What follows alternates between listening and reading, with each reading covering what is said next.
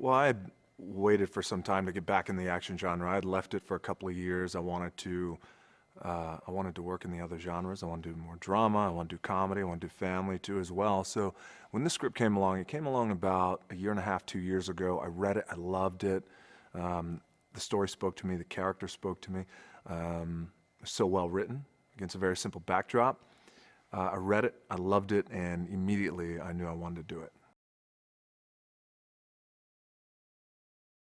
Well, the first thing that spoke to me was just the character itself. I love the idea um, that it was a story about two brothers who loved each other dearly, and one was ripped away from the other one. And my character, had to go away to prison for about 10 years, and when he got out, the men responsible for killing my brother were going to suffer the consequences at my hand. And again, that's a very distinctive, simple storyline. Yet all the characters are layered with complexity and layered in truth and layered in complication.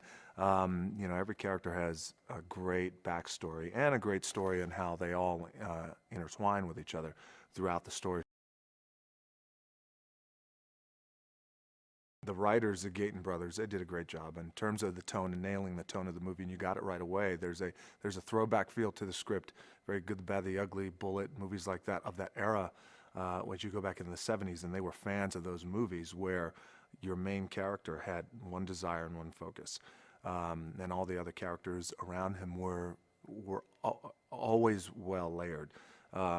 There's a good description for Driver, which aside from there's a cool description, which was he's cooler than the other side of the pillow.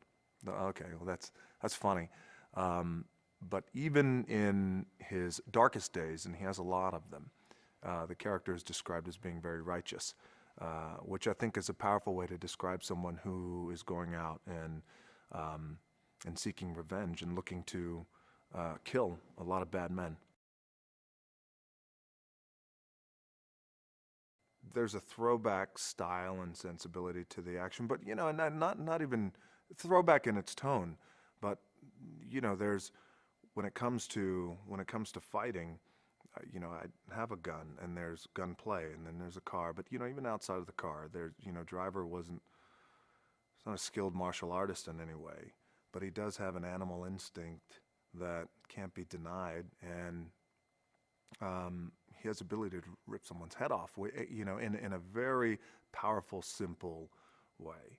And I think that, as the movie progresses, you see that, he's not a mixed martial artist, doesn't have very complicated fight scenes, and our style, with the stunt coordinator, what we wanted to do was just to make sure that it was a guy who, for the better part of his mid-20s to mid-30s, grew up in prison and fought daily until he was put in the hole. When he got out, he fought again. George Tillman is he's a very detailed and very studious director, and he's great in just a way in terms of what he'll provide and what he'll provide an actor. Pages and pages of backstory, movies that you can watch, other characters that you can watch too.